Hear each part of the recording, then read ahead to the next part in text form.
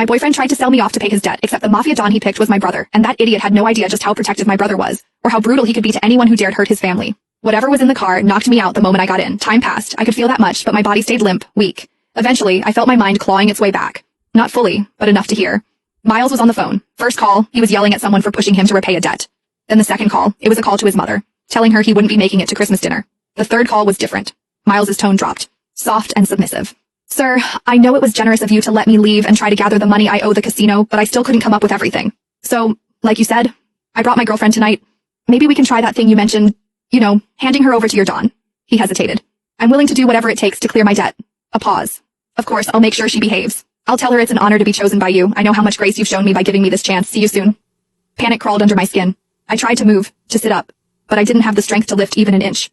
Soon, the car jolted to a stop and Miles leaned over, cupping my cheek. I forced my eyes shut tight.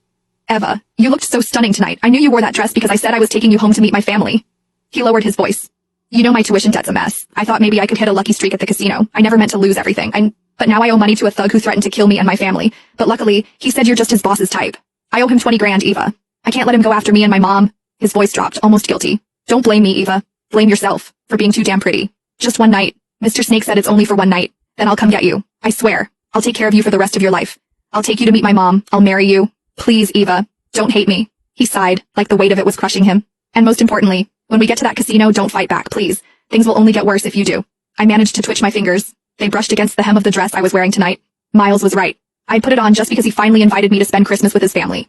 I remembered how I smiled, how hopeful I was, how foolish to think we were actually moving forward. Turns out he was just selling me off. 20,000, that's all I was worth. Miles could have asked me for help and I would have given it, but instead his pride decided betrayal was easier. My thoughts spun, scrambling for a plan. I remembered the bracelet on my wrist, the one with a hidden alarm. One press, and it would send an SOS to my brother, along with my location. The problem?